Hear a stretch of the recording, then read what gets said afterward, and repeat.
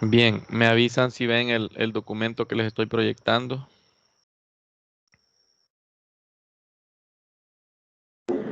Sí, ahorita sí se alcanza a ver. Bien, fíjense que Sí, señora. excelente. La, los ejercicios que vamos a resolver en esta tutoría tienen que ver los primeros con métodos de conteo, que son, este es el primero, les he puesto aquí de qué página lo he sacado y a qué actividad de evaluación, sí, de evaluación pertenece, ¿verdad? Este es de la página 15 del capítulo 3, es el número 1. Y dice, a una reunión asisten 5 personas. Si todos se saludan entre sí exactamente una vez, estrechándose la mano, ¿cuántos apretones de manos se dan en total en la reunión? No sé si tienen alguna idea de cómo resolverlo.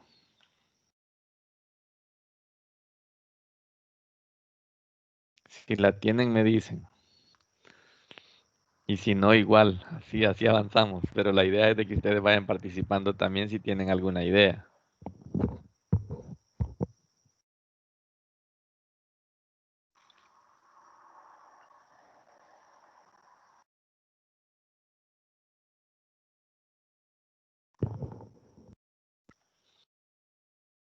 Bien, fíjense que este tipo de problemas yo debo saber si los voy a contar con combinaciones o con permutaciones. Si ustedes han leído el material, se habrán dado cuenta que pues ahí se habla acerca de permutaciones y combinaciones. La característica de las combinaciones es que solo se cuenta un arreglo una vez y si acaso cambiara de orden, ya no cuenta. Por ejemplo, si entre esas personas está, por decir un nombre, Juan y Pedro, y se dan la mano, Juan se la da a Pedro, eso cuenta una vez. Y no puedo decir de que es diferente el apretón cuando Pedro se la da a Juan. Entonces, la forma de contar este problema es con combinaciones, porque las combinaciones solo es un arreglo. Si ya les voy a enseñar la formulita ahí, cómo usar la calculadora también. Eso primero, pues, quiero que me digan si ven este editor de ecuaciones que tengo ahí.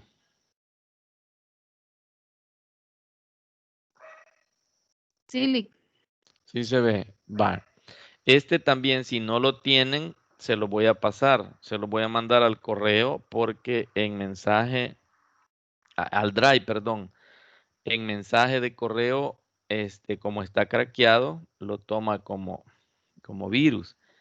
No sé si a ustedes, pues en sus tareas les piden que escriban este tipo de situaciones aquí. Entonces, lo voy a ampliar un poquito para que lo vean. Este es un editor de ecuaciones bastante amigable, se llama MATLAB y tiene bastantes expresiones aquí. Yo ya la tengo lista aquí. Esta expresión, cómo escribirla, él no me la resuelve, solo la puedo escribir. Y las combinaciones, si ustedes ya vieron el libro, se pueden escribir de 3 formas. N combinado R, también se pueden escribir de esta forma. Aquí, aquí está en mayúscula. N, R. Y también se pueden escribir N combinado R. Esas son las 3 formas de cómo escribir una combinación. Eh, yo siento más cómodo escribirlo de esta manera. Así que esa es la que voy a usar. Pero esta forma, N combinado R, es la que tienen las calculadoras, que también ya vamos a ver cómo calcular este tipo de expresiones. Entonces, para escribirla, yo sé que son 5 personas, eso es N, 5 combinado 2. ¿Por qué combinado 2? Porque yo quiero que me cuente de cuántas formas, cuántos apretones de mano van a haber o cuántas estrechadas de mano. Lo que hago es que las 5 personas que están participando, cuando haya un saludo es porque voy a juntar 2 de ellos. Entonces, en realidad lo que me hace la combinatoria es contarme cuántos grupitos de 2 o cuántas parejas puedo formar. Y al hacerlo en la calculadora, me va a dar, no sé si ustedes tienen ahí su calculadora. Les voy a mostrar aquí. Aquí tengo una calculadora virtual. Ahí me dicen si la ven. Ven la calculadora.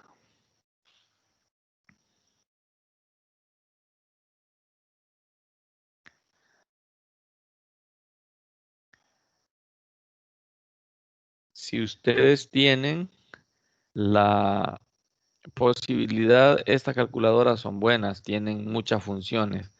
Entonces yo quiero 5 combinado. La combinación la tiene aquí en segunda función de entre. 5 combinado 2. Le doy igual. Y me dice que hay 10 apretones de mano. Así se resuelve ese problema.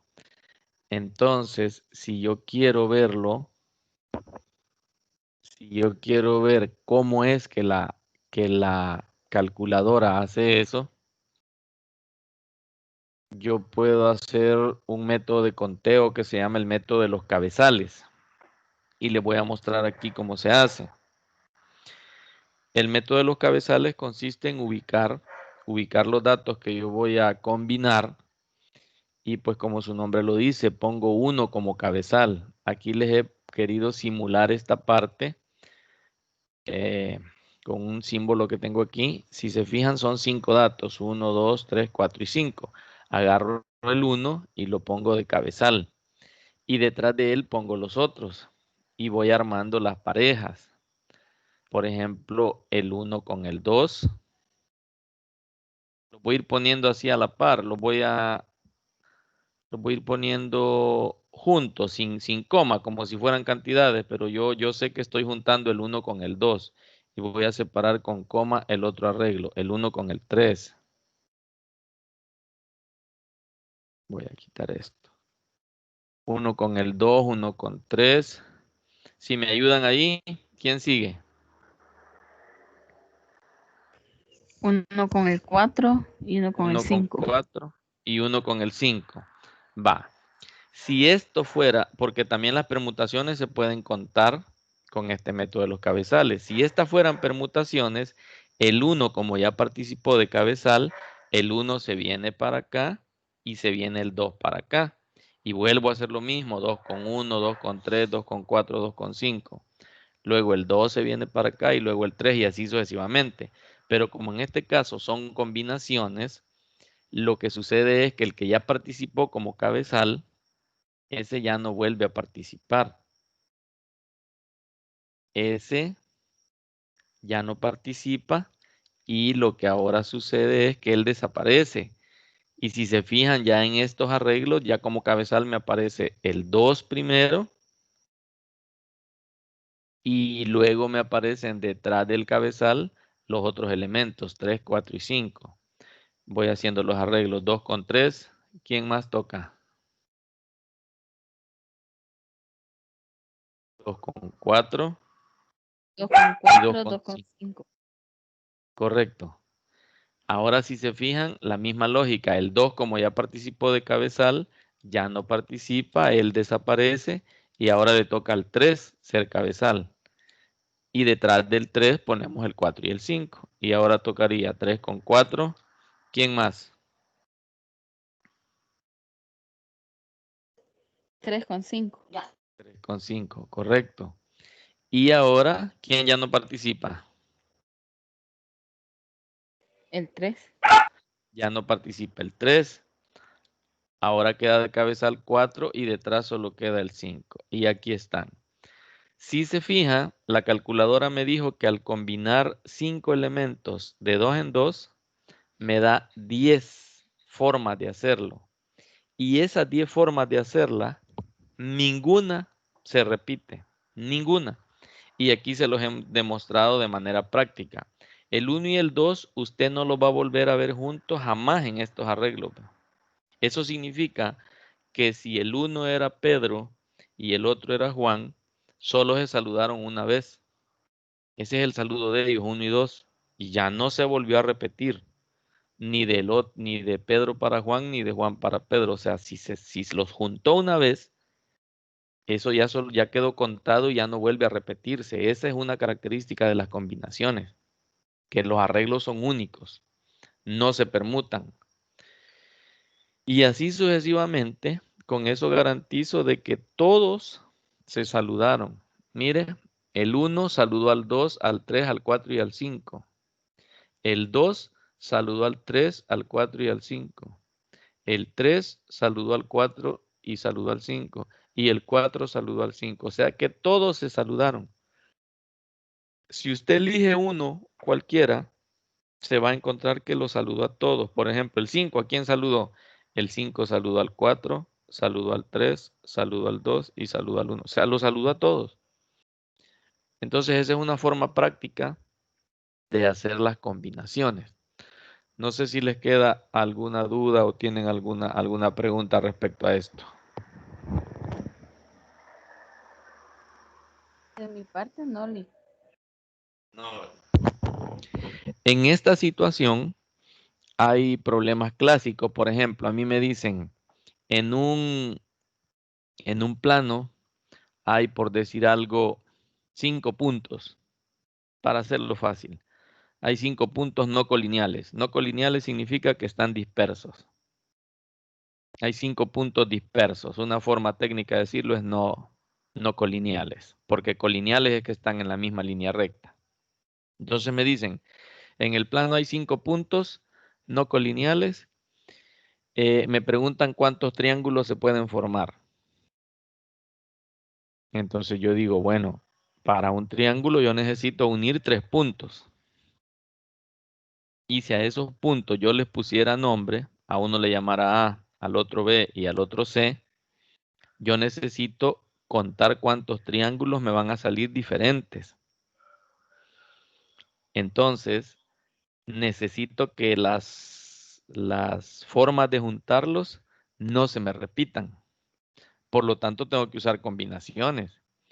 Y al usar combinaciones, yo voy a decir, por ejemplo, 5 combinado 3. 5 combinado 3, eso me va a dar 10. Me da 10 triángulos. ¿Ya? Me da 10 triangulitos ahí que yo podría formar. Y así pueden ser grandes cantidades de datos. Por ejemplo, me pueden decir que hay 15 puntos en el espacio, 15 puntos no colineales, y me preguntan cuántos rectángulos puedo formar. Entonces yo sé que para un rectángulo yo debo unir 4 puntos. Entonces solo pongo 15 combinado 4 y me dice que hay 1365. Cuando hablábamos de métodos de conteo, les decía de que métodos de conteo se refiere a formas de contar sin tener uno los objetos a la mano. Pero ya está probado que sí funciona contar de esa manera. Entonces, esta es una forma de cómo se resuelve el primer problema de esta parte. Bien, el otro que les debo explicar es este. Habla de un grupo de 15 alumnos. Debe dividirse en 3 equipos de 5 personas cada uno. ¿De cuántas formas puede hacerse la distribución? Si un grupo discutirá sobre el valor de la cooperación, otro sobre la solidaridad y otro sobre la honestidad. Si se fijan, este está un poquito más complicado. Pero la forma de hacerlo, se lo voy a hacer primero aquí escrito y luego en la calculadora. De estas 15 personas, yo debo hacer 3 grupos diferentes. Porque a cada uno le voy a asignar un tema del que van a hablar. Entonces eso se resuelve de esta manera, miren. Como son, lo voy a hacer aquí en grande, le voy a dar más tamaño para que lo vean.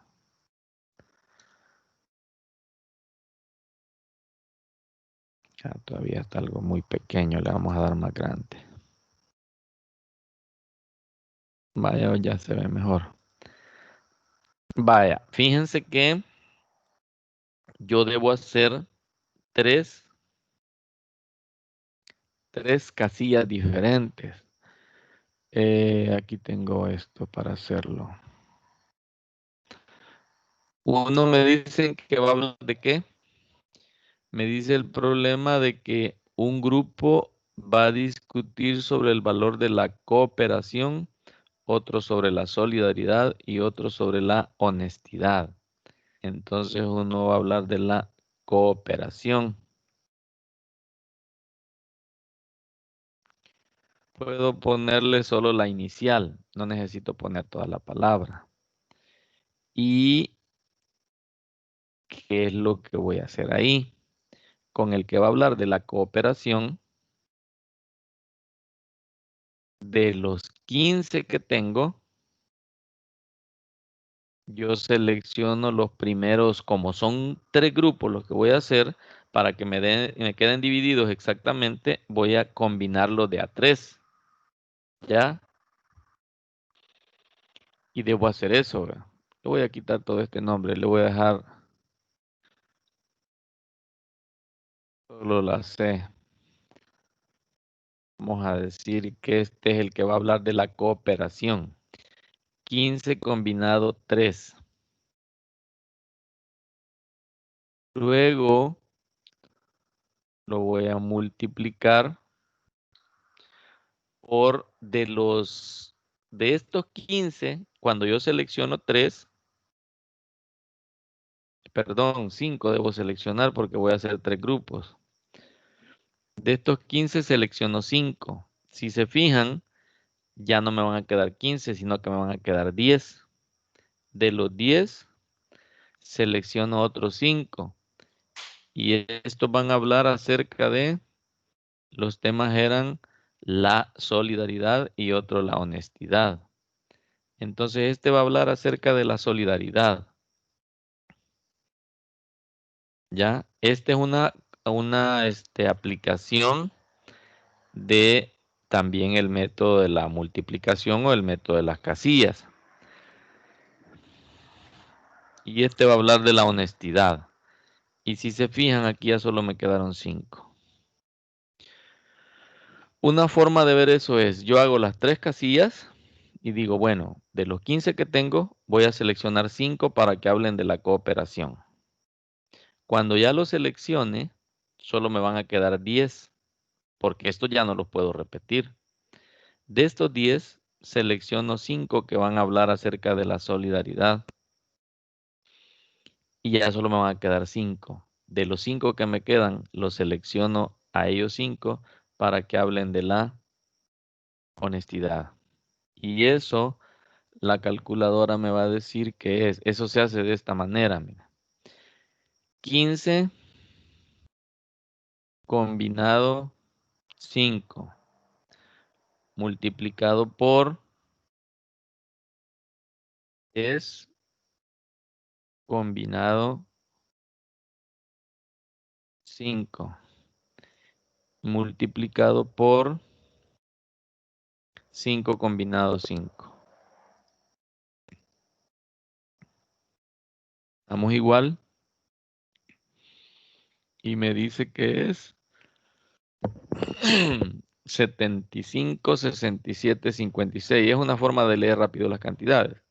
pero si usted lo quiere leer son 756,756. Esa es la cantidad de formas de cómo puedo distribuir a los alumnos para que se formen 3 grupos de 5 y a cada uno de ellos asignarle su tema del que van a hablar.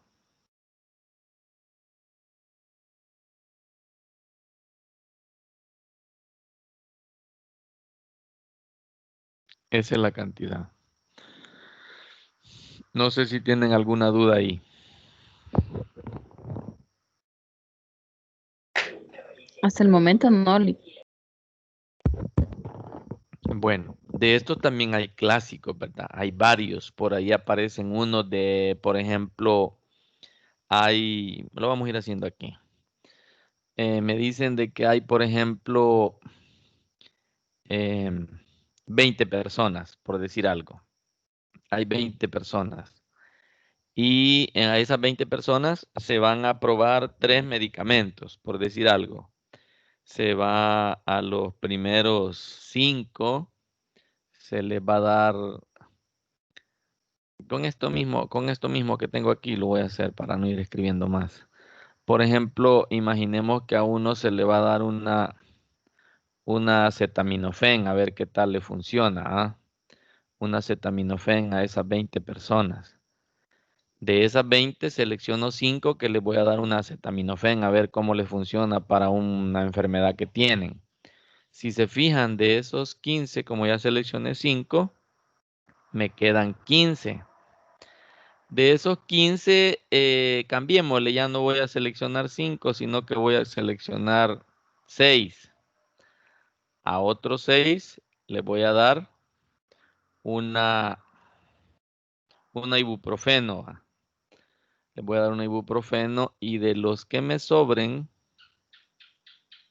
a los que sobren, les voy a dar eh, un jarabe, ¿va? Entonces, si se fijan, ahí no me dijeron de cuánto querían los grupos, solo me dijeron de que a los primeros, de las 20 personas, a las primeras 5 les voy a dar una acetaminofén, a 6 les voy a dar una ibuprofeno y los que me sobren les voy a dar un jarabe. Entonces yo debo hacer la cuenta aquí. De todas las personas ya seleccioné 11. ¿Sí? ¿Cuántas me quedan para darles el jarabe?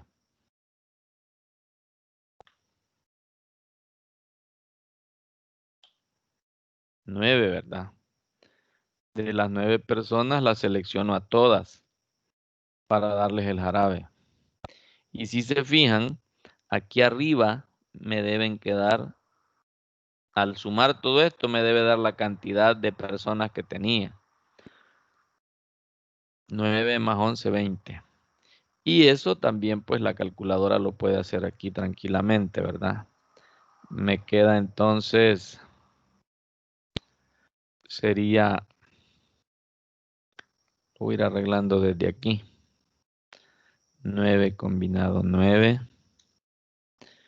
Allá me quedaba 6. 15 combinado 6. Y 20 combinado 5. 20 combinado 5, 15 combinado 6 y 9 combinado 9. Y eso me va a dar esta cantidad. 77,597,520. Esa es la cantidad de formas de cómo yo puedo probar esos medicamentos en 20 personas.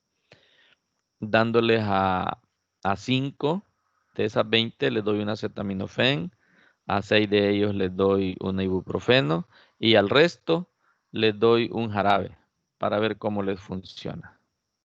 Si se fijan, es la misma idea. En diferentes situaciones, quise mantener las 3 casillas, pueden haber más. Puedo agregarle otra casilla aquí, decir que no eran 4 cosas, sino que lo que quiero que vean que si yo agarro la idea del problema, yo puedo resolver otros parecidos a él. Pero le vamos a arreglar aquí, porque si no, no me va a dar. Va, pero le vamos a poner que son 4 cosas. Vamos a usar un número chiquito aquí para que funcione. Va, a este le vamos a poner una, ¿qué? Una vacuna, pongamos. Va, para mí esa V va a ser una vacuna. Entonces, si se fija, a las primeras 5 personas de esas 20 les dimos un acetaminofén.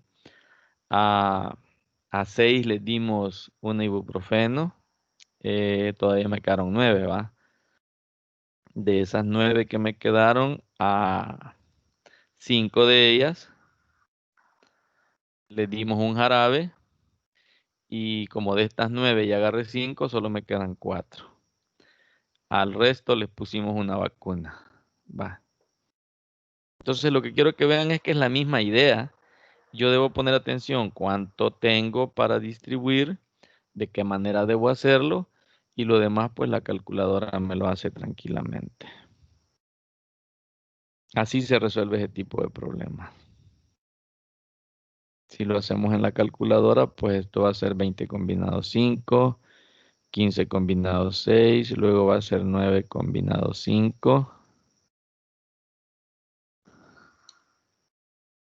Y eso lo vamos a multiplicar por 4 combinado 4.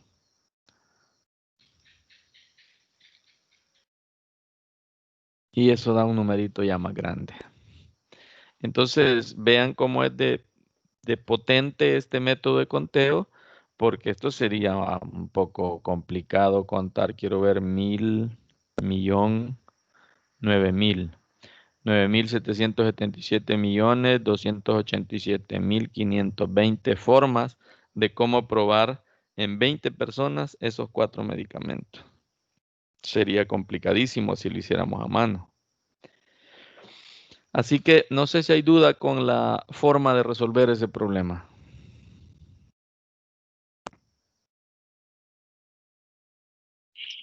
Creo que no se entiende bien.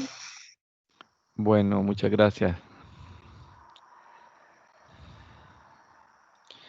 Bien, veamos el otro. Estos eran, les decía, de la página 15 del capítulo 3, que tienen que ver con métodos de conteo. Ya estos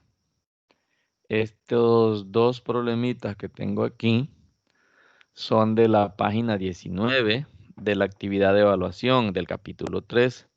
Estos ya tienen que ver con otro tema interesante que es espacios muestrales, en donde también van ahí relacionados con los sucesos o eventos. Si ustedes se recuerdan, nosotros dijimos que un experimento es cualquier fenómeno que puede ocurrir, ¿verdad? Y que el espacio muestral son todos los posibles resultados.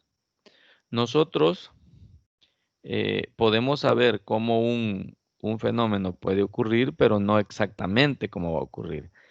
Y si se fijan ahorita, está sucediendo algo así. Los pronósticos dicen una cosa y luego que la tormenta se degrada, que hace esto, que hace lo otro. Entonces son cuestiones probables. Y no es que la gente se equivoque, sino que lo que miden ellos son probabilidades de ocurrencia de los sucesos. Entonces, este problema trata dice, uno de los problemas de la primera prueba de avance de matemática de primer año de bachillerato MINET 2016 es el siguiente. Se desarrolló una encuesta telefónica a 50 personas tomadas de forma aleatoria del directorio telefónico. Se preguntó cuál es su nivel de escolaridad y los resultados obtenidos fueron los siguientes. Y aquí nos dice, no estudió, yo le he puesto una N, tiene estudios hasta noveno, le he puesto un 9, tiene estudios hasta bachillerato, una B mayúscula, y tiene estudios universitarios, U mayúscula. Aquí están los porcentajes y pues yo calculé a cuántas personas corresponde ese porcentaje. Como eran 50, en una reglita de 3 sencilla, vimos ahí que el 8% son 4, el 20% son 10 60% son 30 y el 12% son 6. Y al sumarlo, pues aquí tenemos las 50 personas. Bien, me dicen esto, mire, se quiere saber el nivel de escolaridad de 2 personas seleccionadas aleatoriamente de las entrevistadas. Entonces, para resolver eso, solo saber el nivel de escolaridad de 2 de ellas, me piden que escriba el espacio muestral, teniendo en cuenta el nivel de escolaridad de las 2 personas seleccionadas aleatoriamente. Entonces yo aquí ya lo tengo porque nos llevaría un poquito de tiempo estarlo haciendo. Entonces, si se fijan, aquí está el espacio muestral.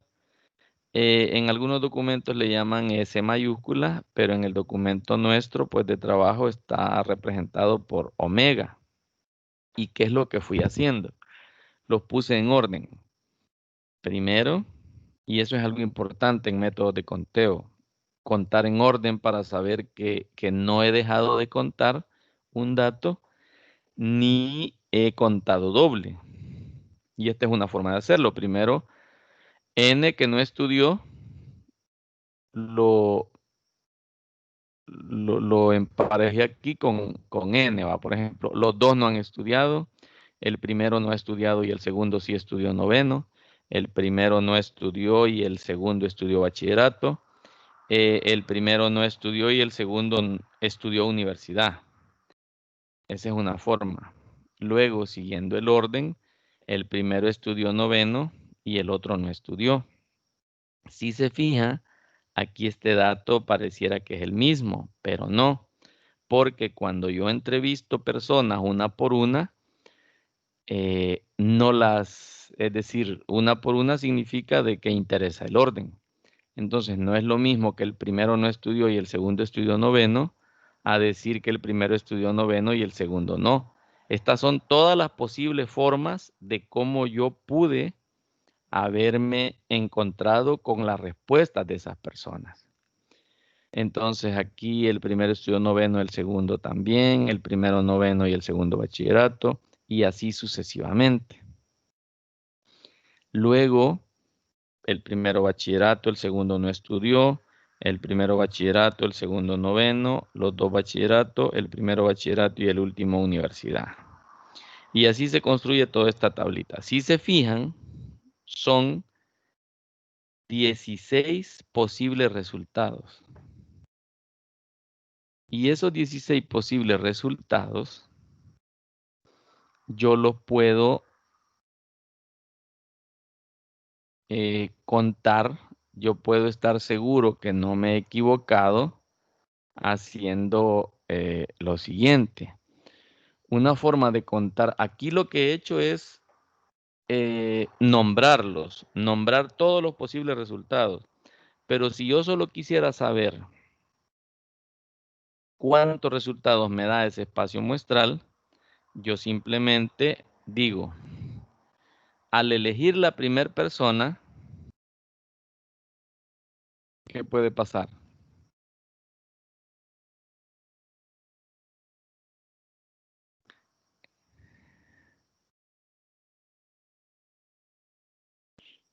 Ujú.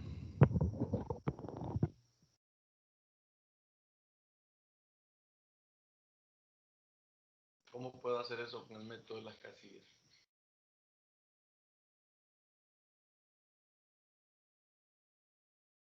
Al elegir la primera persona, me voy a encontrar con 4 posibilidades. No estudió, estudió noveno, estudió bachillerato o estudió universidad. Eso es lo que yo puedo encontrar. Luego, al elegir la segunda persona, me puedo encontrar también con lo mismo. Si yo le llamo a una persona, yo puedo tener 4 posibilidades. No estudió, estudió noveno, estudió bachillerato, estudió universidad. Entonces, hay 4 posibilidades ahí. Entonces, como son 2 personas, 4 por 4, 16. Esos son los 16 arreglos que tengo aquí, según este problema me lo dice. Si yo quisiera solo saber cuántos arreglos me da ese espacio muestral. Pero en este caso hice las 2 cosas. Lo los construí y los calculé. Y ahí están. Me pidieron el espacio muestral para eso que ocurría aquí. Si selecciono 2 personas al azar. Un literal B me dice, escriba el suceso. Aquí ya estamos hablando de sucesos. La característica de un suceso es que es un subconjunto de un espacio muestral. Es decir, que un suceso es una parte de ese espacio muestral. Un suceso o evento. Y en este suceso me dicen que escriba que el suceso se llama al menos una de las 2 personas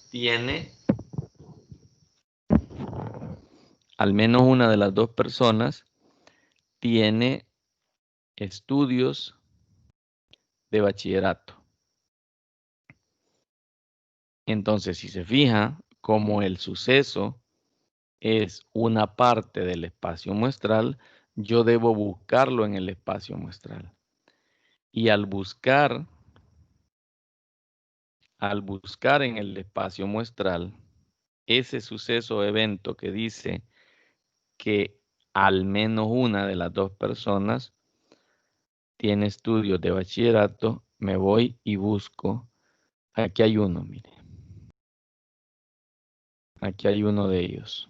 Uno estudió noveno y el otro bachillerato. Me sirve, me lo traigo para acá. Otro es este. Uno estudió noveno y el otro bachillerato. Me sirve. El otro es este. Uno estudió bachillerato y el otro no estudió. Uno estudió bachillerato, el otro noveno. Los 2 estudiaron bachillerato. Uno estudió bachillerato y otro la universidad. Y uno estudió universidad y el otro bachillerato. Y con esto cumple todas las características, que por lo menos uno, por lo menos significa que pueden ser los 2. Entonces, por esa razón, estos son los elementos de este suceso, que al menos uno estudió bachillerato. Esto lo podemos combinar, fíjese, lo podemos combinar con lo que vamos a ver más adelante, que se llama probabilidad clásica. Este sería un buen problemita, que me dijeran, todo el problema empezaría desde aquí. Voy a leer todo este problema y luego me dicen que cuál es la probabilidad de que al elegir uno, al menos uno haya estudiado bachillerato. Eso ya cae en otra cosita que vamos a ver más adelante, que se llama probabilidad clásica, y la forma de resolverlo es casos favorables entre casos posibles. Entonces, de este problema, yo puedo crear uno de probabilidad y se resuelve de esta manera. Tendría que sacar todo el espacio muestral y después los elementos del suceso o evento que al menos uno haya estudiado bachillerato. Entonces, ¿cómo se saca la probabilidad? Se divide la cantidad de estos entre el total. Casos favorables entre casos posibles. Y ahí lo resuelvo ese problema. Pero ahorita pues solo es método de conteo, solo es espacio muestral y sucesos o eventos. Pero sí les comento eso porque todos estos temas, por eso se ven antes de la probabilidad, porque a la hora de resolver un problema de probabilidades, puede ser que use sucesos o eventos, espacios muestrales, para poder obtener los datos que me van a servir en la probabilidad. Bien, un literal C de este es el siguiente. Escriba el suceso de que la primera persona seleccionada tenga estudios hasta 9º grado y la segunda tenga estudios universitarios. Esto es bien importante, fíjese, porque los sucesos A o B significa que puede ser A, puede ser B o pueden ser los 2 al mismo tiempo. Pero cuando es I, A y B, significa que debe cumplir las 2 cosas al mismo tiempo.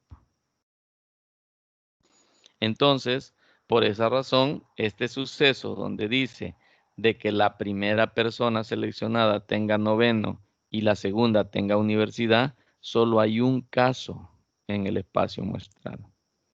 Este que está aquí. El primero noveno y el segundo universidad. No hay más, porque debe cumplir las dos cosas al mismo tiempo. Y eso se da hasta en la vida cotidiana, fíjense. El A o B significa que pueden ser unas, pueden ser dos. Y, por ejemplo, cuando estábamos pequeños, o ya grande también puede suceder, es famoso que nos manden a traer sodas o gaseosas. Lo primero que preguntamos, imagínense que nos dicen, anda a traer 2 gaseosas, que va a venir la familia. Lo primero que preguntamos es qué sabor. ¿Qué sabor? ¿Coca o Fanta? Si a mí me dicen Coca o Fanta, yo llego a la tienda y me dicen que hay, pero solo cocas. Bueno, me da las 2 cocas, porque a mí me dijeron Coca o Fanta. Me llevo las 2 cocas y no hay problema, porque están en la condición que a mí me dieron. Puede ocurrir que las 2 sean Fantas.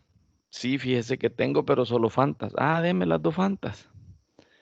O sí, fíjese, pero solo hay una Coca y una Fanta. Deme las que están entre los sabores que me pidieron. Lo que no pudiera suceder es que una gaseosa tuviera los 2 sabores al mismo tiempo. Eso sí no se puede dar ahí. Pero sí hay sucesos en donde puede ocurrir eso.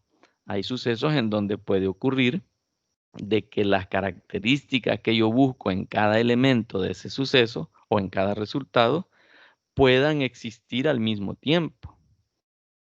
Y eso puede darse a veces a la hora de elegir uno su pareja para casarse o algo. Siempre se buscan ciertas características. Entonces, cuando coincide la persona en que tiene esto, tiene aquello, tiene lo que a mí me gusta, entonces yo elijo. Y si no tiene algo, pues ahí uno lo piensa un poco más, ¿verdad? Pero sí se me ocurren esos ejemplos para que vean cómo los resultados de los sucesos pueden ser uno y otro al mismo tiempo o pueden ser uno u otro. En este caso, es único ese resultado porque el primero estudió noveno y el segundo universidad. Y un literal D me pregunta, ¿cuál es la intersección?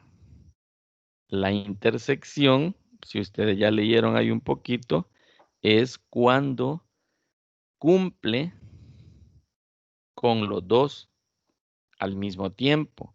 Y si se fijan, la intersección del suceso B, el suceso del literal B me decía que tenga estudios, que por lo menos uno tenga estudio de bachillerato. Y el suceso del literal C me decía que uno tenga noveno y otro tenga universidad. Y si se fijan, ninguno de ellos, aquí podemos ver, no hay elemento común en los dos conjuntos. Por lo tanto, no hay intersección en este conjunto. No hay intersección. Por esa razón a ese suceso se le llama vacío o imposible. Sí, dígame. Entonces la intersección sería los sucesos que, que están en ambos, en este caso en ambos literales. Correcto. Que están en Bueno, ambos. y Ajá. también otra pregunta. Entonces, en el caso de que en algún problema no salga la palabra o indicando, ¿verdad? De que podría ser cualquiera de los dos, como en el caso de la gaseosa. Ujú. Entonces, en ese caso se tendrían que sumar las dos probabilidades. Sí, si son cuestiones de probabilidades, ajá, pero eso tiene que ver con cuando es de probabilidades, no solo se suman los datos, sino que hay unas fórmulas que las vamos a discutir después si gusta, o ahorita la podemos discutir. No sé si ven, solo termino este ejemplo y nos vamos a esa parte para que entiendan cuándo es A o B y cuándo es A y B. Con esto termino esta parte de los sucesos eventos, porque aquí no hemos hablado de probabilidad de sucesos o eventos, solo hemos hablado de espacio muestral y sucesos. Y luego nos pasamos a probabilidad clásica, pero ya que usted nos menciona eso, yo tengo aquí este material donde podemos discutir esas ideas de probabilidad de sucesos. Para que le quede clara la idea de que si yo tengo una probabilidad de una cosa y otra, no basta con que yo las sume. La idea va desde aquí, mire. Sucesos o eventos. ¿Ven este material, verdad? Sí, Sí se ve. Va. Se llama suceso o evento a todo subconjunto del espacio muestral, es decir, a una parte del espacio muestral que cumple con una condición dada. La condición es lo que a mí me dicen. En este caso decía que el primero estudie noveno y el otro universidad. Bien, de acuerdo con esta definición, un suceso o evento está constituido por uno o varios resultados. Y aquí están las ideas clave. Mire. Si llamamos a los sucesos A y B, es decir, dos sucesos, entonces A contrario o A complemento se llama el suceso contrario de A. Y está constituido por todos los resultados que no pertenecen a A. Entonces, A contrario ocurre siempre que no ocurra A y viceversa. Esa idea creo que queda clara, ¿verdad? ¿Cuál es el suceso contrario de uno de ellos? Y aquí va la idea que usted me acaba de preguntar. El suceso A o B, si se fija este símbolo como que es V, ese se lee O. El suceso A o B está constituido por todos los resultados que pertenecen a A, que pertenecen a B o a ambos. Y ocurre siempre que ocurre al menos uno de los dos. Ya lo vamos a ver con unos ejemplos. El suceso A y B, si se fija aquí, es como una V así invertida, ¿verdad? También se identifica como intersección, A intersectado B en algunos documentos. Entonces, el suceso A y B está constituido por todos los resultados que pertenecen a A y a B al mismo tiempo. Y ocurre solamente cuando ocurren los dos. Luego aquí hay otras ideas que les aparecen por ahí. Sucesos mutuamente excluyentes son aquellos que no pueden ocurrir al mismo tiempo. Y los sucesos mutuamente incluyentes son aquellos que pueden ocurrir al mismo tiempo. Y aquí tenemos un ejemplo, miren. Dice, sobre una mesa se encuentran 5 cartones numerados del 1 al 5 y vueltos hacia abajo. Una persona toma 2 cartones al azar y suma los números que tienen escritos cada uno de ellos. Para los sucesos, P, la suma es un número primo y la suma es un número impar, encuentre. Y aquí me pide qué es lo que debo encontrar. Entonces, lo primero que yo voy a hacer es escribir el espacio muestral para resolver este problema. Si se fijan, los problemitas no están resueltos, los vamos a ir resolviendo al mismo tiempo. Lo voy a resolver aquí. El espacio muestral. Primero vamos a escribir el espacio muestral. Los cartones están numerados del 1 al 5. Y elijo 2, ¿verdad? Le vamos a poner el símbolo aquí.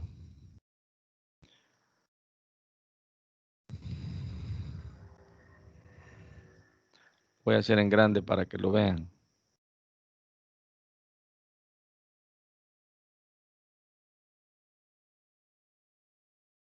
Va.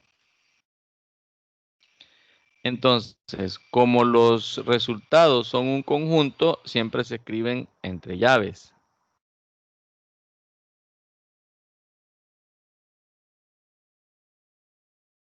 Vaya.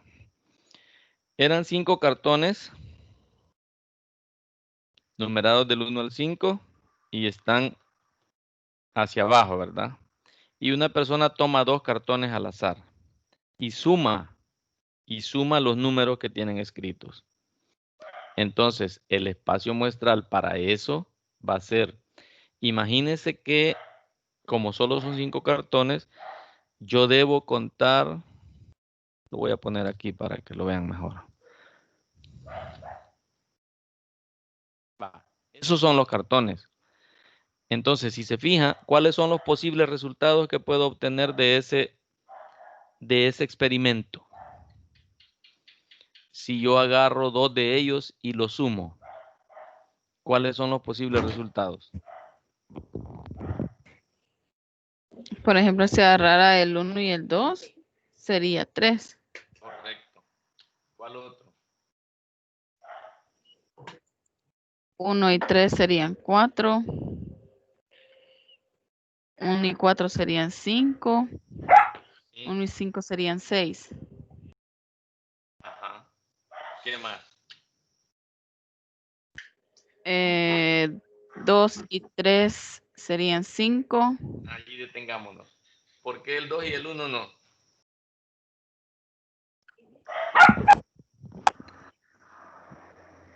¿Por qué el 2 y el 1 no? Si se fija, el tipo de experimento, él solito me dice si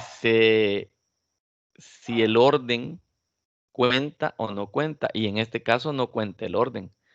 Porque si yo agarro 2 cartones, aunque agarre primero el 1 y después el 2, eso me va a dar 3. Y si agarro el 2 primero y después el 1 me va a dar 3. Como el experimento se trata de sumar los números, esos casos no se toman en cuenta. Es decir, si ya conté el 1 y el 2, ya aunque los ponga invertidos, sigue siendo 3. Así que ya no sigo contando de esa manera, ¿verdad? Sino que me paso al 2. Y no voy hacia atrás. 2 con 1 ya no, porque ya estuvo. Sino que hacia adelante. 2 con 3, ¿cuánto me da? 5.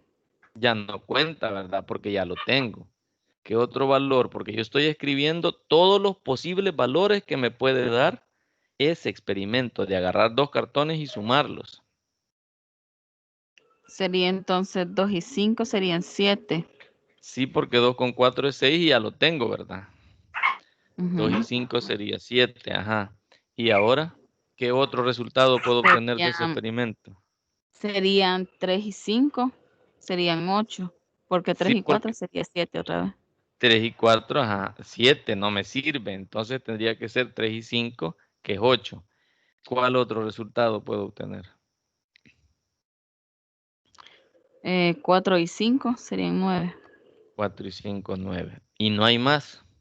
Aunque yo le busque, yo ya no voy a encontrar más resultados. Estos son todos los posibles resultados de este experimento. De agarrar 2 cartoncitos y sumarlos, esos son todos los posibles resultados. Ahora, vámonos a los sucesos. Dice el suceso que me piden. La suma es un número primo. Está representado por la letra P. Entonces yo digo, bueno, para este suceso, que la suma es un número primo, voy a copiar esto aquí para no ir escribiendo más. La suma es un número primo. ¿Cuáles de estos cumplen con que la suma es un número primo? Para ir escribiendo los elementos de este suceso o evento. ¿Cuáles cumplen? Sabemos que un número primo es aquel que solo se puede dividir por la unidad y por sí mismo, ¿verdad? El primero sería el 3. ¿Cuál otro número es primo?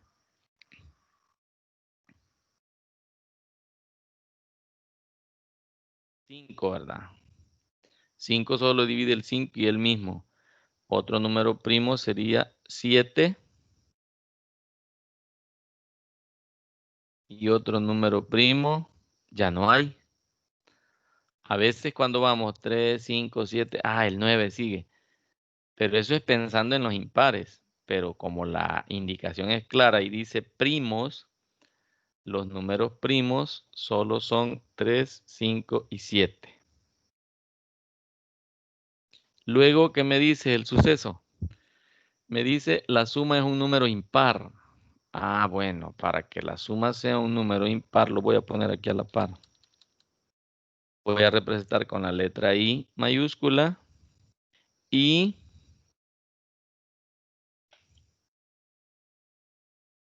si se fija, de ese espacio muestral, este suceso, que la suma es un número impar, sería 3, 5, 7 y 9. Ahí está.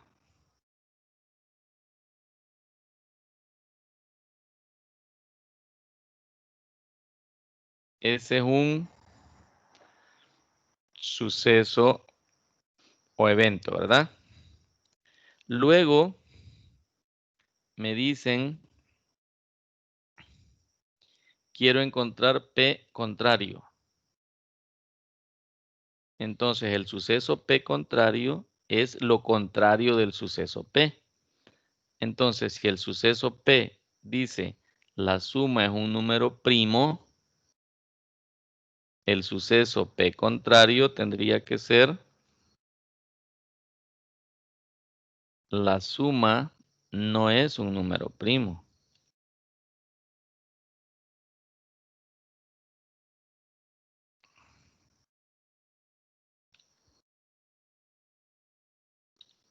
Ajá. ¿Cuáles son los elementos de este conjunto, de este suceso que la suma no es un número primo? Tendría que ser todos los que no son primos. 4, 6, 8 y 9. Y con eso yo estoy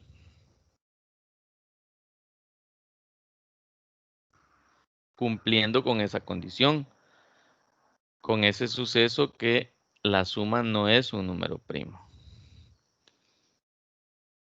Bien, el otro suceso es, quiero irme, bueno, me voy a ir al I contrario. Si el suceso I era la suma es un número impar, lo voy a hacer aquí a la par. El suceso I contrario sería la suma no es un número impar. Entonces, ¿cuáles de esos la suma no es un número impar? 4, 6, 8.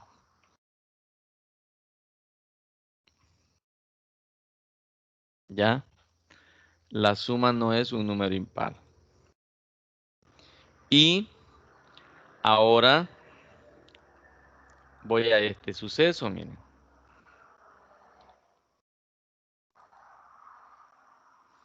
Lo voy a hacer a esta altura, aquí lo voy a hacer para que se vea. Y lo voy a hacer con rojito.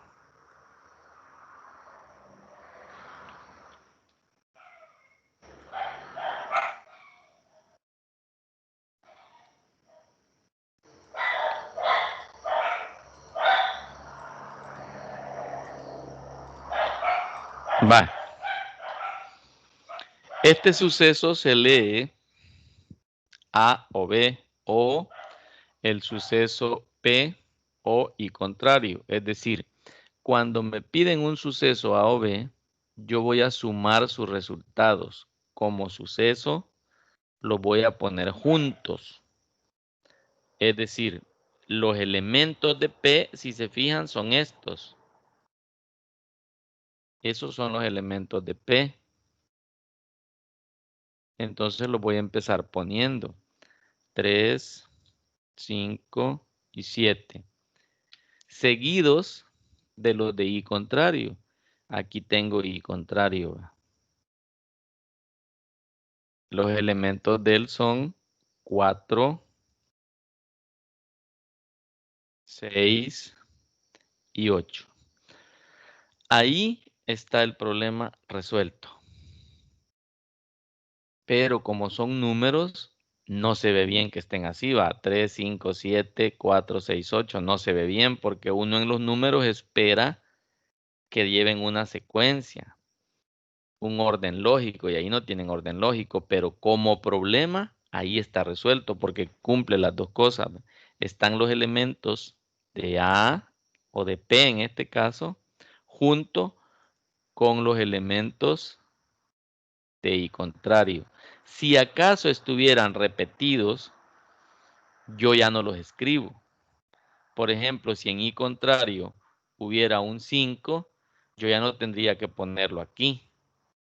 Poner el 5 porque ya está. Entonces, por esa razón, este suceso dice que el suceso A o B, en términos generales, está formado por todos los elementos de A, solo por los elementos de B, o por los dos al mismo tiempo. Entonces, ya para ordenarlo quedaría así. 3, 4, 5, aquí sería 6. Luego sería 7 y 8. Y ahí quedaría ya ordenaditos los elementos. Eso es solamente como sucesos. Ya les voy a mostrar por qué estoy haciendo énfasis en eso, porque no es lo mismo la probabilidad de sucesos que contar sucesos. Luego me piden este.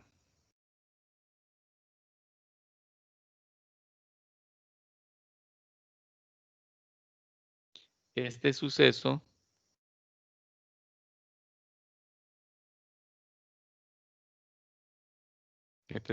A o B,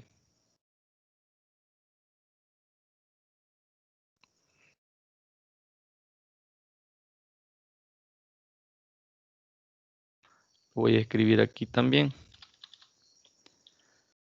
Y lo voy a escribir con rojito para que se distinga qué es lo que estoy resolviendo.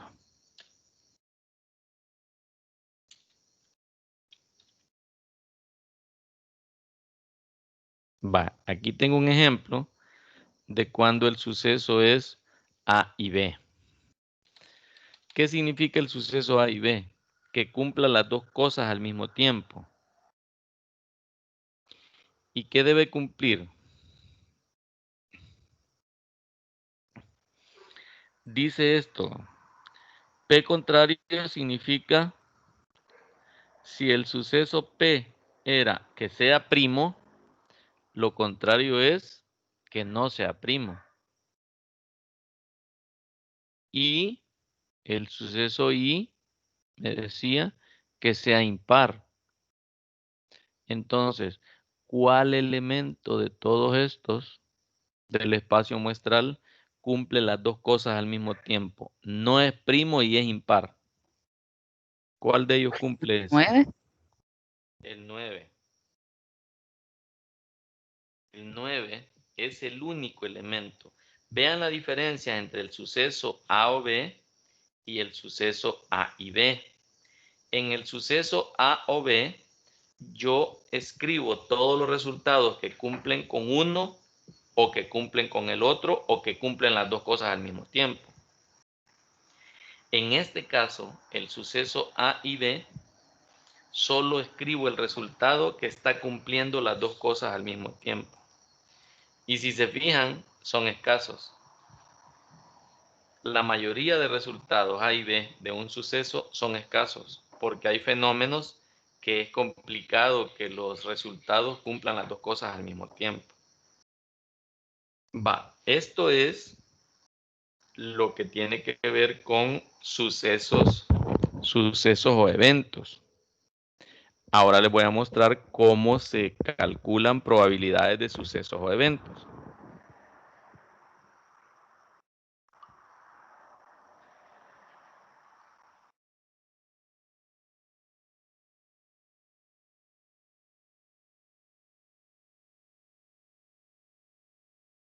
Vale. Para poder explicarles eso, necesito que veamos esta tablita. Y aquí están los axiomas de probabilidades.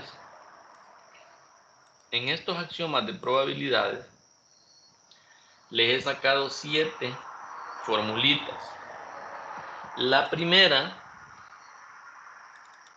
voy a escribir aquí, esta primera es la probabilidad de que ocurra el suceso A. La probabilidad de que ocurra un suceso A es 1 menos la probabilidad que no ocurra. ¿Por qué 1? Porque la probabilidad oscila entre 0 y 1. Una probabilidad no puede ser mayor que 1. ¿Por qué razón? Porque según los cálculos de probabilidades, esto obedece a algo que tiene que ver con esa división que les decía, de casos favorables entre casos posibles. Imagínense que yo, para los experimentos que se hicieron para calcular las probabilidades, imagínense que yo lanzo una moneda 2 veces. Si yo lanzo una moneda 2 veces y quiero ver cuántas veces cae cara, puede ocurrir que no caiga, ese es 0 la probabilidad, que caiga una de 2, eso es un medio, o que caiga 2 veces, 2 entre 2, eso es 1. Por esa razón la probabilidad anda entre 0 y 1. No puede ser mayor que 1, porque imagínense que yo lanzo una moneda al aire 2 veces y al final digo, ¡hey! Cayó 3 veces cara. No puede suceder eso. Entonces, para que una probabilidad sea mayor que 1, debe el numerador de esa fracción debe ser mayor que el denominador, y eso jamás va a ocurrir. Jamás va a ocurrir por ese ejemplo que les digo. Si yo lanzo una moneda al aire 2 veces, lo más que puede caer cara es 2 veces. No puede caer más de 2. Entonces, para que una fracción sea mayor que 1, el numerador debe ser mayor que el denominador. Y eso no va a ocurrir. Por esa razón es que si yo tengo que la probabilidad de A es igual a 1 menos la probabilidad que no ocurra. Imaginémonos así en un caso concreto. Si la probabilidad que hoy llueva o que lloviera era 0.8, ¿cuál es la probabilidad que no llueva?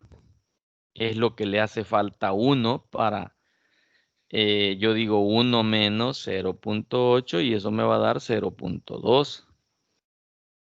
O de otra manera, si la probabilidad que hoy llueva es de 0.60, la probabilidad que no llueva es 0.40. Entonces esas probabilidades así se van calculando. Permítanme un momento.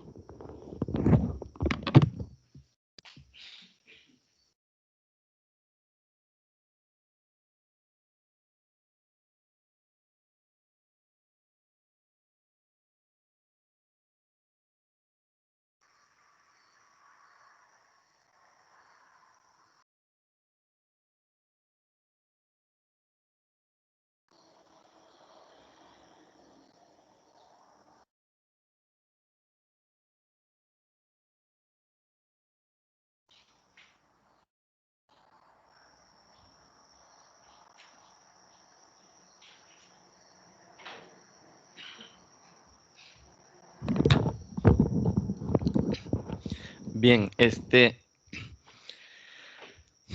luego de la misma idea surge que la probabilidad que un suceso no ocurra es 1 menos la probabilidad que ocurra. Y aquí llegamos al numeral 3, que es lo que usted me preguntaba.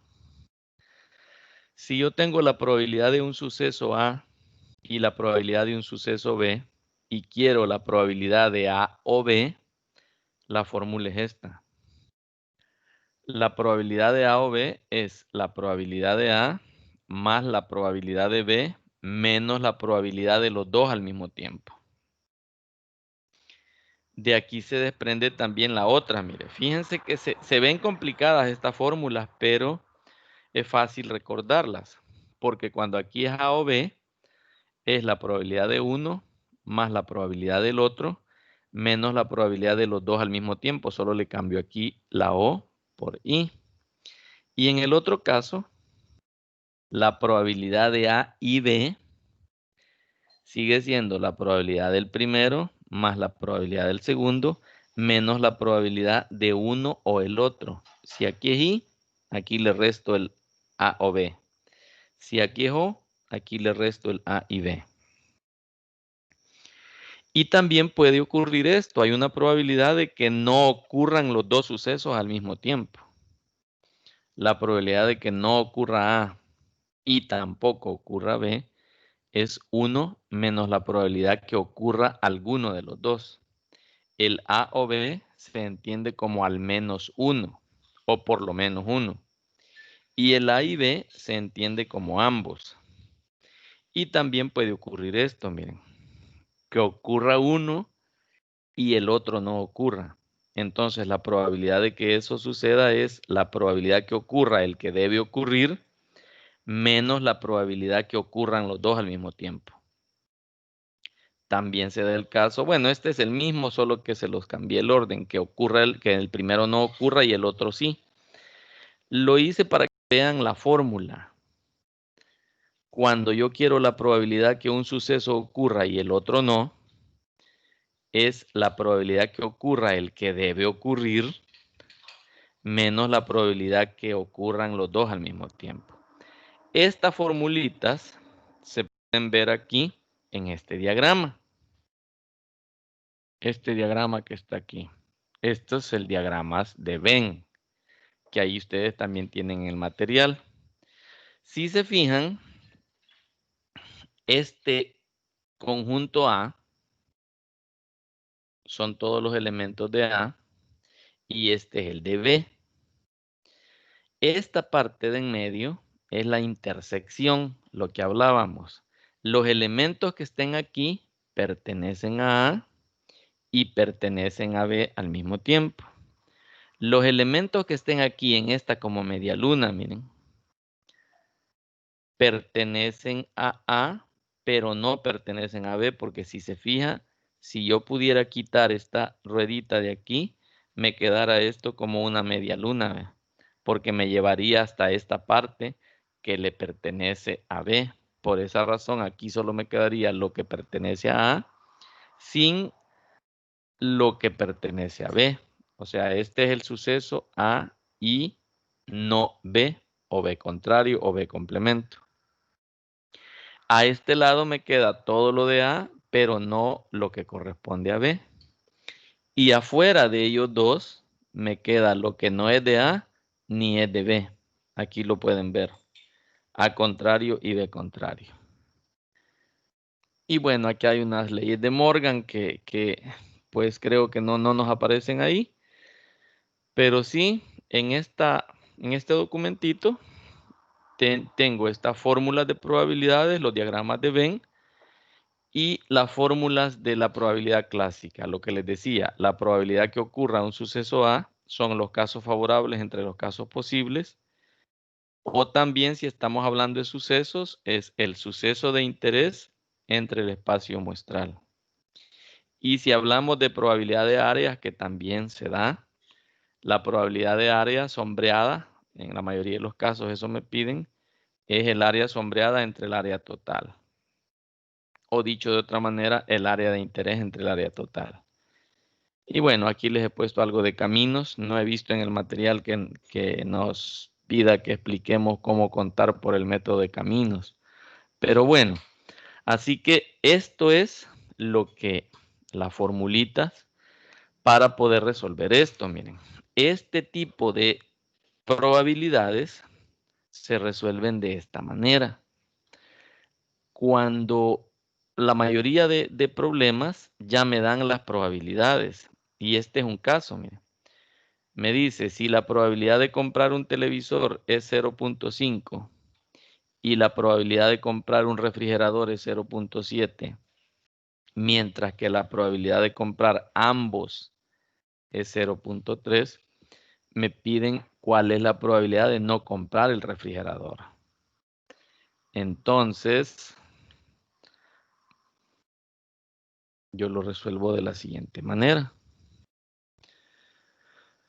Probabilidad de comprar televisor, dijimos, era 0.5. El refrigerador 0.7 y ambas es 0.3. Entonces yo eso debo ponerlo en mis datos del problema. Debo decir probabilidad y lo escribo de esta manera. Probabilidad de comprar televisor, 0.5. Probabilidad de comprar el refrigerador,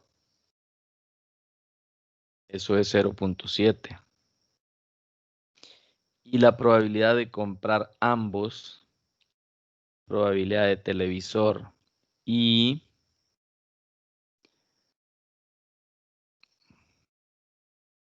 refrigerador, 0.3.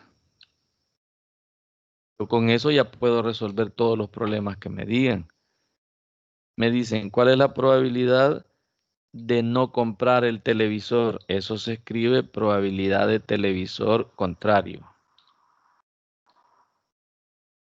Probabilidad de no comprar el televisor. ¿A qué es igual eso? A 1 menos la probabilidad de comprarlo. Y ahí está, facilito. ¿Cuánto me va a dar eso?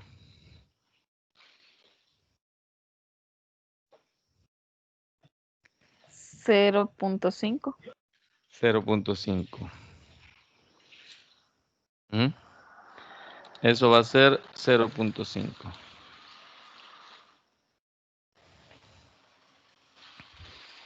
Y ahí está la idea. ¿Ya? Así se resuelve ese primero. Por lo que usted me preguntaba de que si se suman las dos, para eso estamos hablando de un suceso como este, mire. Probabilidad de comprar este.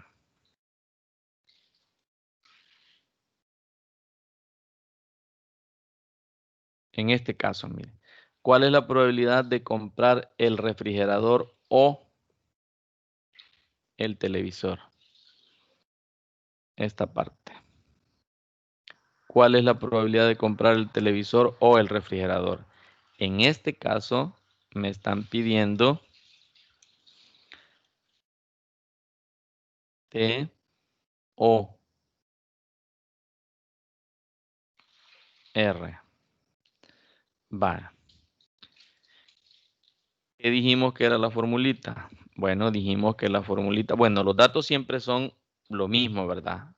La probabilidad del televisor es 0.5, de comprar refrigerador es 0.7 y de ambos es 0.3. Hoy me piden cuál es la probabilidad de comprar uno o el otro. Yo ya sé que comprar refrigerador es 0.5. Más probabilidad de comprar el refrigerador. Ahí tengo ya. Probabilidad de comprar televisor 0.5 y probabilidad de comprar refrigerador 0.7. No es solo sumar los dos, sino que debo restarle la probabilidad de comprar los dos al mismo tiempo. Esa es la forma correcta de hacerlo. No es solo sumar las probabilidades. Y vemos que me va a dar ¿cuánto eso? 0.5 más 0.7 menos 0.3. Eso va a dar 0.9.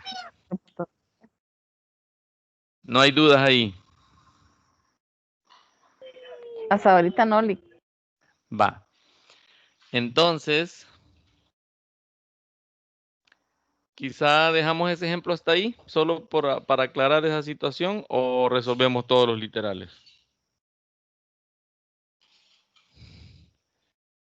¿Qué me dicen? A mí sí ya me quedó claro cómo se utilizan las fórmulas ahí. No sé los demás compañeros. Bueno, escuchémoslos, porque nos faltan todavía otros ejemplos del otro material.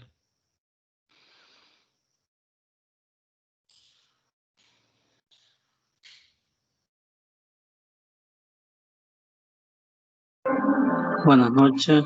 Buenas noches. Y les voy a dar ejemplos del otro material.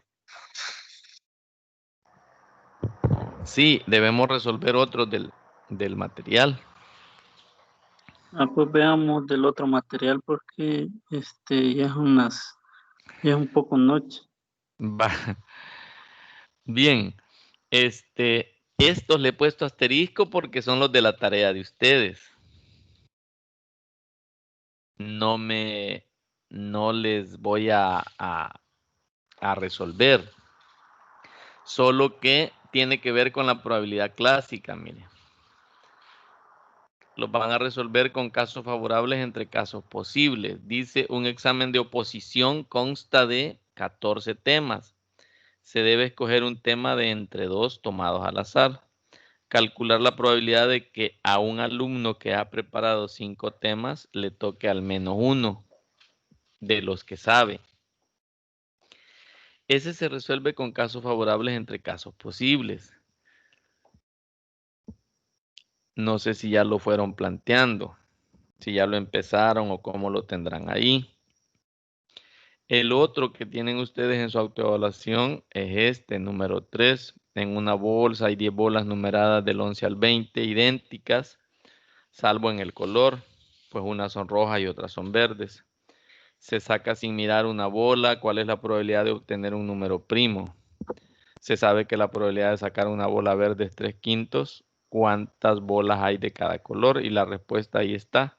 En el material dice que hay 6 bolas verdes y 4 bolas rojas. Entonces, ¿cómo se resuelve eso? Pues para dar algunas ideas aquí, yo les he seleccionado algunos problemitas. Por ejemplo, miren, este que no tiene asterisco sí lo podemos explicar. Me piden calcular la probabilidad que salga el número 76 al sacar una bolita de una bolsa con 100 bolitas numeradas del 1 al 100. Entonces, si se fijan, esto ya tiene que ver con la probabilidad clásica. Los casos favorables es lo que yo tengo interés y los casos posibles es todo lo que puede ocurrir. Entonces, si yo sé que hay 100 bolitas, esos son los casos posibles. Lo voy a hacer aquí a la par. Los casos posibles son 100. Son 100 bolitas. ¿Cuáles van a ser los casos favorables? Solo hay uno. Solo hay uno porque es el número 76. Del 1 al 100 solo existe el número 76 solo una vez. Eso es 1 sobre 100. Así se resolvería. Y para darles otro ejemplo, para las ideas que tienen ustedes por ahí, les seleccioné este otro. De entre los números del 1 al 50, se escoge uno al azar. ¿Cuál es la probabilidad que sea múltiplo de 5? Esto hay formas de hacerlo. Imagínense que yo tengo los números, lo voy a hacer aquí. Yo tengo los números, yo no sé cuántos números hay múltiplos de 5 del 1 al 10, por decir algo.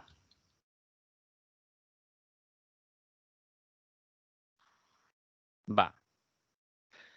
Yo no sé cuántos hay ahí, múltiplos de 5. Entonces, ¿cómo hago para averiguarlos? Hay un método sencillo. Como todos esos números son del 1 al 10, de 1 en 1, yo sé que hay 10. Entonces, para saber cuántos hay, yo divido el total entre 5.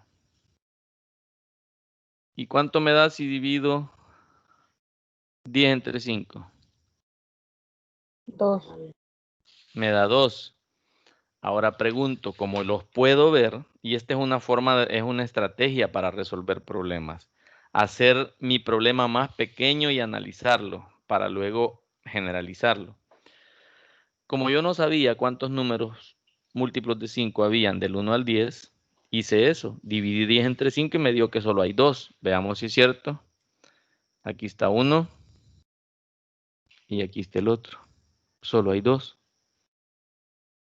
¿Está bien la idea? Sí.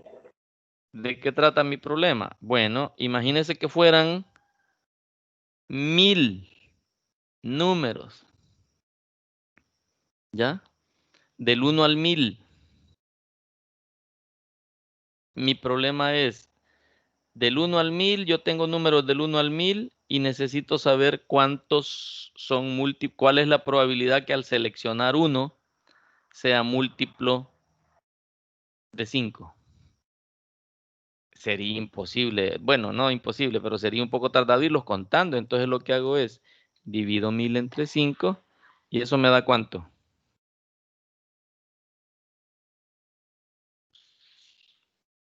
200. 1000 entre 5 me da 200. Ah, bueno, entonces quiere decir que hay 200 números. Entonces yo digo, la probabilidad de elegir un número del 1 al 1000 que sea múltiplo de 5 es casos favorables 200. ¿Entre cuántos casos posibles? Entre 1000. ¿Y eso me da cuánto? Un quinto. Eso es igual a 0.2. Eso se hace así, miren, para los que no tienen de esta calculadora y van a seguir usando porque en la carrera ustedes tienen que usar. Esta calculadora tiene esta característica, que me da fracciones y me da también decimales. En esta tecla que dice SD, S significa simplificado, que es esto, un quinto es simplificado, y D es decimal. O sea, ella me da esas dos cosas, simplificado y decimal. Entonces, esa es una forma de resolver ese problema de probabilidad clásica. Esos que tienen que ver con que hay números del 1 al tanto, hay bolitas numeradas del 1 al tanto, agarro una, ¿cuál es la probabilidad que me salga número tal? ¿Ya? Podría también haber un problema como este, en que yo tengo números del 1 al, bueno, muy grande, pongámoslo del 1 al 50. Yo tengo números del 1 al 50 y elijo uno al azar. Probabilidad que al multiplicar los dígitos me dé 20. ¿Cómo resolvería ese problema?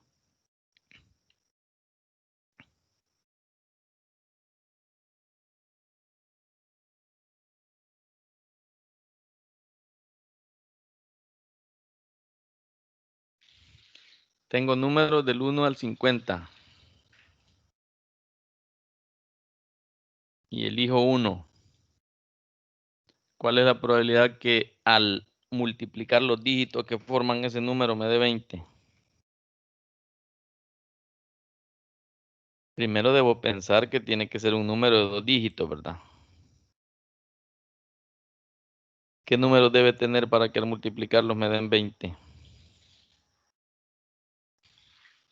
¿Cuántos casos favorables hay?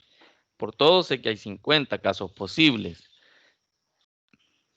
Para poder resolver eso, esa probabilidad yo necesito saber cuántos casos favorables tengo. Entonces digo, bueno, del 1 al 50, si yo agarro un número de 2 cifras, por ejemplo, si agarro el 15, si multiplico sus dígitos, 1 por 5 me da 5. No, no me sirve, tiene que darme 20. ¿Cuál sería el único? ¿O hay más de uno?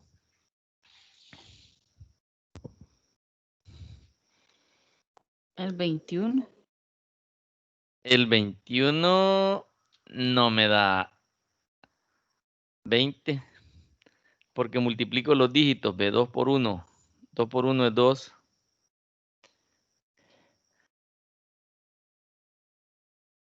¿Cuál será? ¿Qué les parece este? El 45. Si cumple, va. Sí. El 45 sí cumple porque 4 por 5 es 20. Habrá otro del 1 al 50 que al multiplicar sus dígitos me dé 20.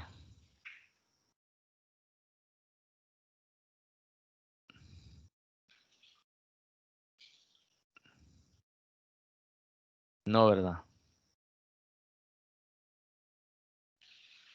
Ya no hay. Entonces solo es 1. 1 sobre 50 es la probabilidad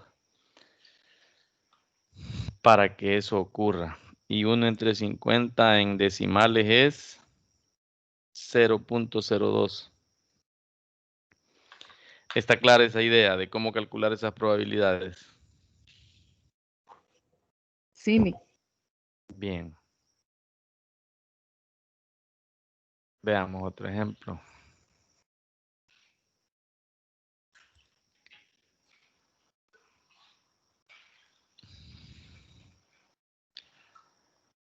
En este caso, miren, se extrae una bolita al azar de una caja que contiene 10 rojas, 30 blancas, 20 azules y 15 anaranjadas. Encontrar la probabilidad de que sea blanca. ¿Cómo se resuelve eso? Si yo quiero encontrar la probabilidad de que sea blanca, yo sé que por todos los casos posibles, ¿cuántos tengo?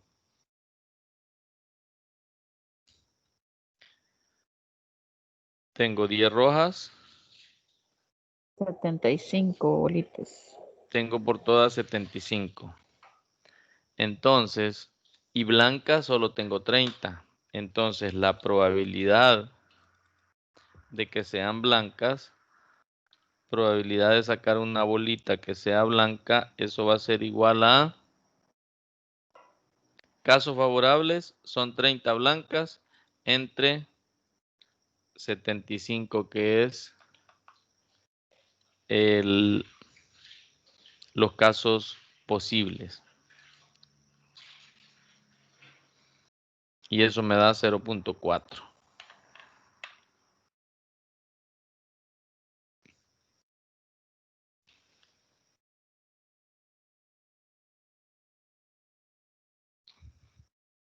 Bien, ahí está la idea de cómo se resuelven esos.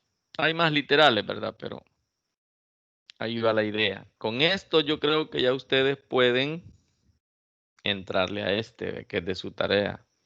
En una bolsa hay 10 bolas numeradas del 11 al 20, idénticas, salvo en el color, pues unas son rojas y otras son verdes.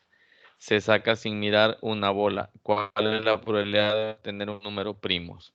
¿Qué es lo que va a hacer usted? Buscar entre los números del 11 al 20 que cumplan con esta característica. Y ahí están los casos favorables. Y luego, los casos posibles, pues usted sabrá cuántos hay ahí. Y ahí resuelve. No les puedo dar más ideas de ahí. Bien, este es otro que lleva, ya tiene que ver con otro tema que se llama la distribución binomial o los experimentos binomiales. Nos dice ahí que un juego de feria consiste en lanzar un dado equilibrado que en sus caras tiene 2 ases y 4 reyes. El dado se lanza 4 veces y se gana la muñeca si se obtiene al menos 3 reyes. Entonces esto tiene que ver con aquí nosotros debemos de reconocer cuál es el éxito y cuál es el fracaso. Y esta cuestión de éxito y fracaso tiene que ver con el problema que estoy tratando. La probabilidad de éxito es que salgan 4 reyes, es decir, nosotros sabemos que un dado tiene 6 caras, pero en ellas hay 4 reyes, dice ahí. Entonces, ¿cuál es la probabilidad que me aparezca un rey? Por la idea que traemos de casos favorables entre casos posibles, la idea es esta. Probabilidad de que aparezca un rey, a eso le llamamos P, que en esa simbología es el éxito, es 4 de 6. Eso es 2/3 simplificado.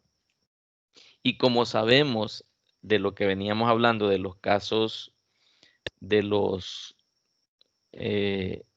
sucesos contrarios, entonces lo contrario sería que me aparezca un as o que no me aparezcan reyes. Esos son 2 de 6, eso es 1/3. Y entonces yo ya tengo lo que es el éxito y el fracaso. ¿Ya? El éxito y el fracaso. La forma de resolver de experimentos binomiales es esta. La probabilidad de que me piden aquí, ¿cuál es la probabilidad de ganar? Entonces, la probabilidad de ganar es que a mí me aparezcan, dice ahí, 3. Un juego de feria consiste en lanzar un dado que tiene 4 reyes. El dado lanza 4 veces y se gana la muñeca si se obtiene al menos 3 reyes. O sea, por lo menos eso. O sea que puede ser más. Por esa razón aquí le he puesto mayor o igual que 3. Probabilidad de X mayor o igual que 3. En este caso, la probabilidad mayor o igual que 3 es la probabilidad de X igual 3 más la probabilidad de X igual 4. Y el experimento binomial consiste en esto, miren. ¿Cómo se hace eso? No sé si ya lo leyeron en el material. Como son 4, 4 combinado 3, multiplicado por 2 tercios, que es el éxito, elevado al cubo. Mire, siempre se eleva este exponente. Por 1 tercio elevado a la 1. Siempre es este menos este. 4 menos 3, eso es 1. Más 4 combinado 4, que es esto, por el éxito, que es 2 tercios elevado a la cuarta, por 1 tercio, que es el fracaso, elevado a la 0. Y eso me da 16 sobre 27, que es 0.5926. Esto yo lo puedo ver. La probabilidad de éxito es 2 tercios, ¿verdad? Quedémonos con esa idea que es 2 tercios. Eso lo puedo ver aquí. Lo puedo hacer con GeoGebra. No sé qué tanto ustedes han usado GeoGebra. No mucho. No, Lick, no mucho. Vaya, pero lo ven ahorita. Sí, se se mira. mira. Vaya, aquí me voy a vista y le doy hoja de cálculo. Me aparece esta parte. Entonces las otras las voy a cerrar. Y aquí está la hoja de cálculo. Me voy aquí donde están las grafiquitas que ya conocíamos y me voy donde dice cálculo de probabilidades. Aquí en las probabilidades voy a elegir aquí donde dice normal, yo me voy donde dice binomial. Y aquí donde dice binomial me aparece un n, lo voy a ver si se mira mejor. No, aquí se mira mejor así más pequeño. Aquí en n es 4 para nuestro caso. Y la probabilidad es 2 tercios. 2 tercios dijimos que era la probabilidad de éxito, ¿verdad? Entonces yo quiero la probabilidad, aquí me dice si lo quiero menor que 3 o mayor o igual.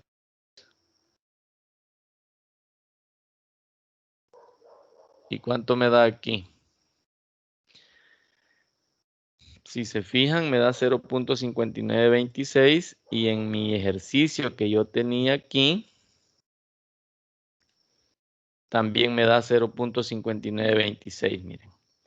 Esto es haciéndolo a mano, entendiendo esto, ¿qué significa X mayor o igual que 3? Quiere decir la probabilidad de obtener más, es decir, 3 o más reyes.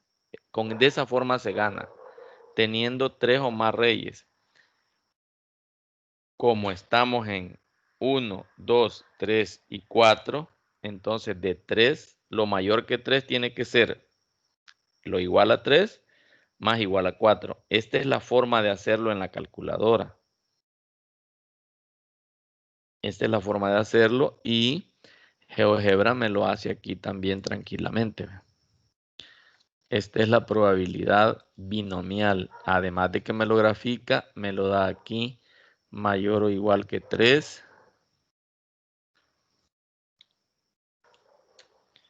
0.5926. ¿Qué es esto? Bien. Luego,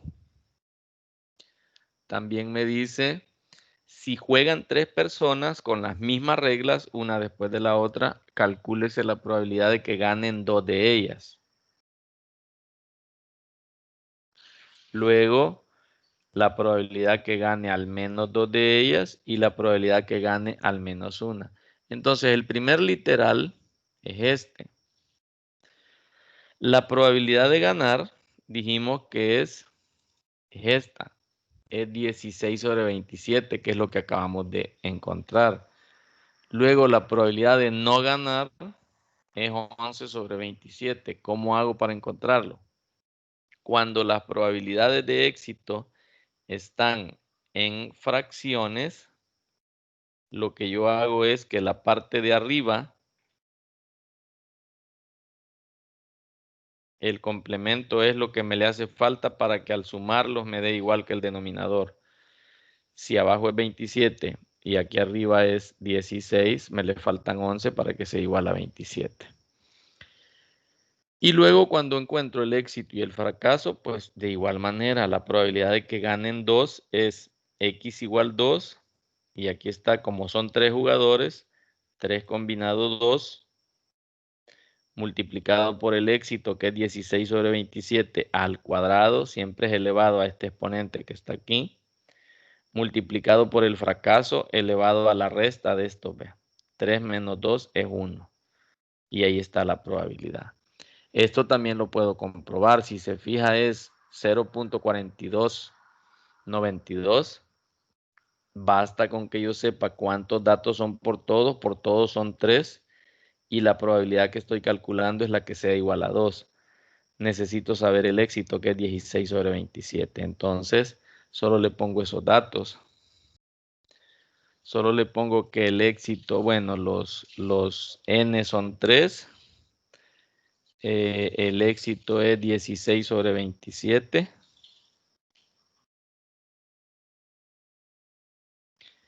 Y luego le digo que quiero que sea igual a 2, ¿verdad?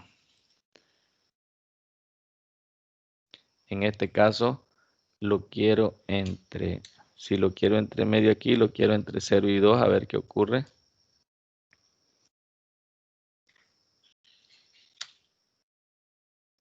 Lo quiero mayor que 2.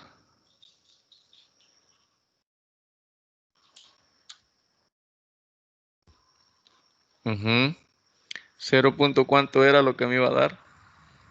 0.4292, ¿verdad? 0.4292. Si se fija, como no me da la fórmula para darle exactamente, solo me da menor que entre dos números y mayor que.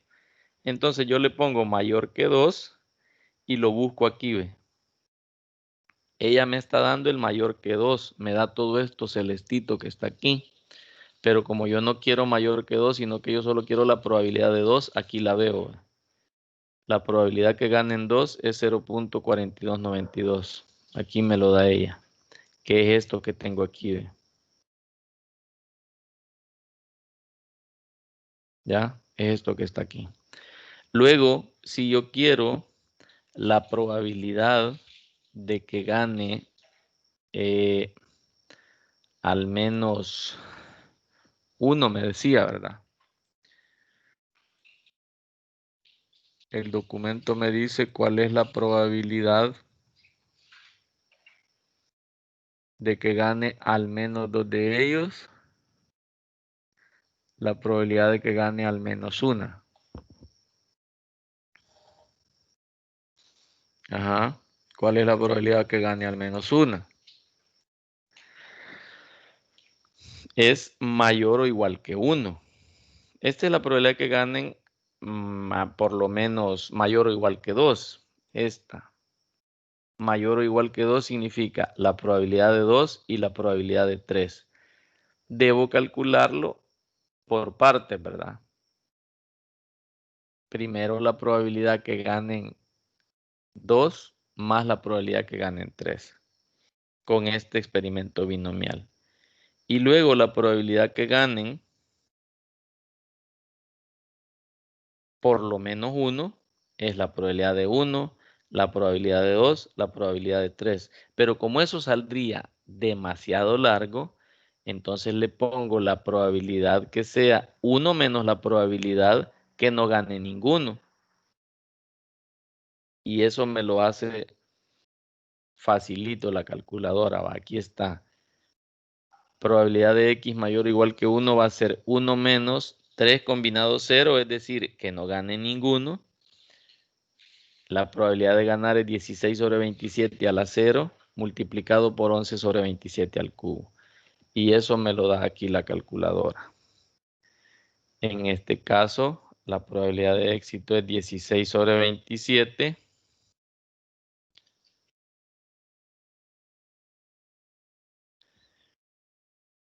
N es 3.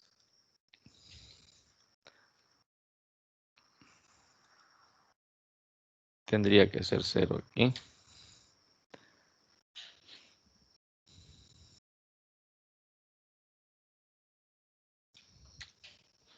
La suma de todo esto me lo daría. Me está dando esa parte. 0.9324. Mayor o igual que 1.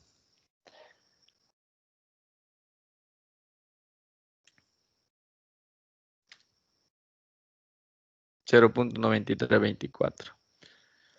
La probabilidad mayor o igual que 1 es 0.9324. Aquí lo tengo y aquí me lo da también, que es la suma de todo esto. Entonces, con esto, pues ustedes pueden ver que esta parte también lo resuelve el software GeoGebra.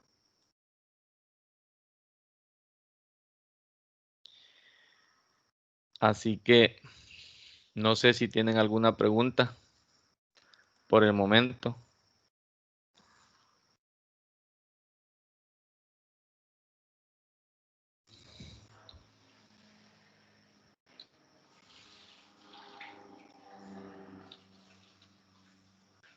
Ese ya lo sentí más complicado, Lick. ¿Verdad que sí?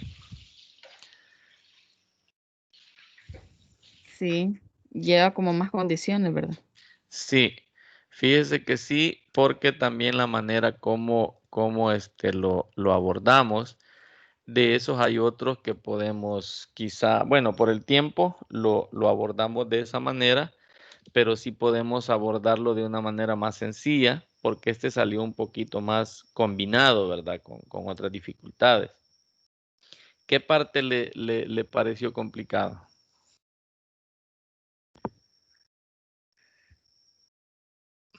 ¿Cómo calcularla en este caso cuando se refiere a un valor exacto no le da problema? Ajá, yo siento que ya cuando dice al menos, Ajá. ahí esa condición ya como que da un poquito de problema. Ah, vaya. Pues no sé, ustedes, si quieren podemos discutir en otra reunión solo eso. Dejamos esta hasta acá y luego discutimos solo esa parte si gustan en otra. No sé si podrían mañana. Por mí no habría Sí, problema. Está bien. Nos quedaríamos ahí entonces. Vamos a discutir las de experimentos binomiales en adelante, porque para que quede clara esa parte.